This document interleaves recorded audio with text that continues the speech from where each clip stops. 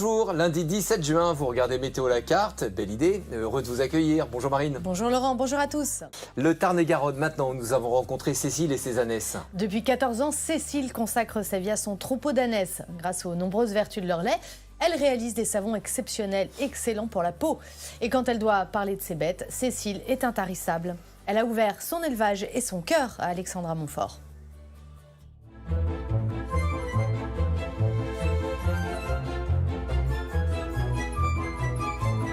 L'âne, il est extrêmement tactile, il est toujours dans l'affect et c'est vrai que c'est un pur bonheur de venir les voir parce qu'en fait, il n'y a pas un jour où j'ai pas un câlin et en général, c'est même plusieurs. C'est dans un petit coin de paradis, au cœur du Tarn-et-Garonne, que Cécile vit en harmonie avec ses ânesses, plus affectueuse que têtue. Rassou, tu viens ? Avec leur précieux lait, elle fabrique des savons et cosmétiques aux incroyables propriétés. Ce qui est génial, c'est de partir du lait de mes ânesses, donc que j'élève et que je vois grandir aussi, et l'utiliser et le transformer. Rencontre avec une éleveuse passionnée qui a fait de la douceur un art de vivre.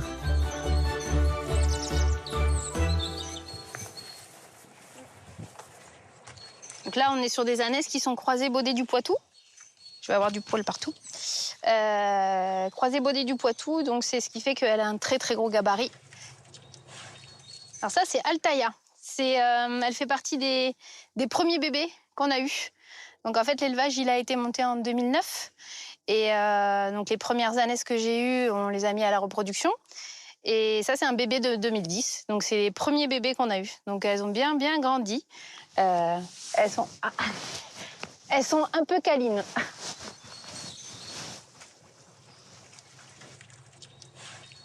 Aucune des 22 ânesses de Cécile ne se ressemble. Issues de croisements, ces équidés que l'on appelle ânes communs ne craignent pas les étés secs du Tarn-et-Garonne. C'est des animaux à la base qui sont originaires d'Afrique du Nord. Donc c'est des animaux qui supportent quand même bien la chaleur. Et d'ailleurs, là on est au mois de juin, elle a encore son poil d'hiver. Contrairement au cheval qui va, dès les premiers rayons du soleil du printemps, va commencer à perdre le poil. C'est pas rare qu'on ait nos ânes qui perdent leur poil que fin juin, début juillet. Si Cécile s'occupe seule de son asinerie à Saint-Vincent de l'Espinasse, elle peut compter sur l'aide de son compagnon et de son fils, qui à 8 ans est déjà un soigneur en herbe. Ouais, Elliot, il a toujours connu les ânes depuis qu'il est tout petit. On lui a inculqué le respect de l'animal. Il a toujours grandi et évolué au milieu des animaux. C'est gentil, c'est doux, ça vient quand on les appelle. Je viens les voir souvent après l'école, le week-end. Et quand j'ai un peu de temps libre, je peux venir aussi. Là, on a Princesse, c'est la doyenne du troupeau, elle a 20 ans. Elle était dans un box de 2 mètres sur 2 à peu près. Elle avait son licol encore de jeunes ânesses qui étaient incrustées dans les chairs, des pieds longs comme ça. Voilà, elle était un peu à l'abandon. Alors moi, j'ai toujours été sensible au bien-être animal. Toutes les ânesses, en fait, adultes qui sont arrivées chez nous sont toutes issues de la maltraitance ou de l'abandon. Et c'est vrai que c'était leur offrir la chance d'avoir une autre vie qu'elles n'avaient pas connue. Donc quand on récupère des animaux avec leur vécu, il faut vraiment arriver à les remettre en état physique et moral. Princesse, c'est une ânesse qui, pendant les 2 premiers mois où elle était avec moi, on ne pouvait pas du tout l'approcher et la toucher. Donc ça a été le jour où elle s'est laissée approcher, ça a été une grande victoire. Au départ, rien ne prédestinait cette francilienne employée dans les ressources humaines à devenir éleveuse en Occitanie. Pour moi, c'était la reconversion totale. Et c'est vrai que depuis toute petite, je rêvais de travailler avec les animaux. À la base, moi, je voulais vraiment faire un élevage laitier. Je voulais vraiment pas faire d'élevage à viande. Il se trouve que j'avais l'expérience avec les chevaux. Donc, on reste sur un équidé, même s'il y a des choses qui sont très, très différentes avec l'âne. Et je connaissais du coup les savons au lait d'ânesse puisque je les utilisais moi déjà. Et du coup, c'est venu comme une évidence.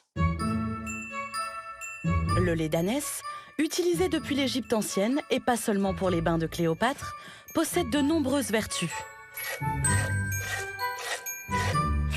Le lait d'ânesse, c'est le lait le plus proche de celui de la femme.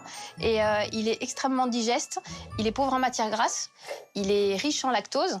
Avant, on l'utilisait beaucoup pour nourrir les nourrissons.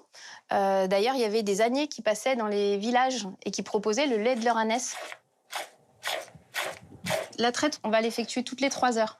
C'est un lait qui est plutôt rare, c'est ce qui fait aussi que c'est un lait qui va être assez cher. Et on ne peut absolument pas le comparer au lait de vache. Une vache va faire entre 35 litres et 40 litres par jour. Nous, on est à 1 litre.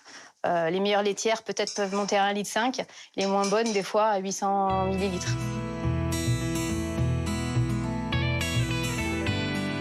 À la différence des vaches, les ânesses ne sont séparées de leurs petits que le temps de la traite. Et pas avant d'avoir atteint 2 mois, âge où ces derniers gagnent en autonomie.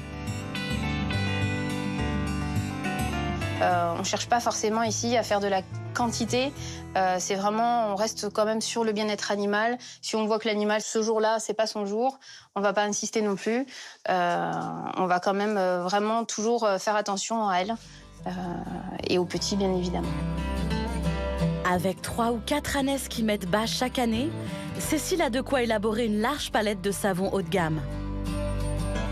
Le lait dans le savon, il va apporter de la douceur, de l'hydratation et beaucoup d'apaisement sur tout ce qui est problème de peau, type eczéma, psoriasis, peau sensible ou réactive. Et c'est vrai que ma clientèle qui a aussi des soucis de peau, je l'ai vécu. Donc de pouvoir les aider au quotidien, c'est quelque chose qui me plaît énormément. C'est vrai qu'il y a un petit côté magique à fabriquer son savon parce que chaque savon et chaque fabrication va être différente. Et c'est vrai que le moment le plus sympathique en fait dans la savonnerie pour moi, c'est vraiment la découpe du savon. Surtout quand on a des savons qui sont marbrés, on se demande si le marbrage est bien réussi. Et en fait, comme chaque marbrage est différent, il nous raconte une histoire. Une histoire que Cécile écrit maintenant depuis 14 ans et qui n'est pas prête de s'arrêter.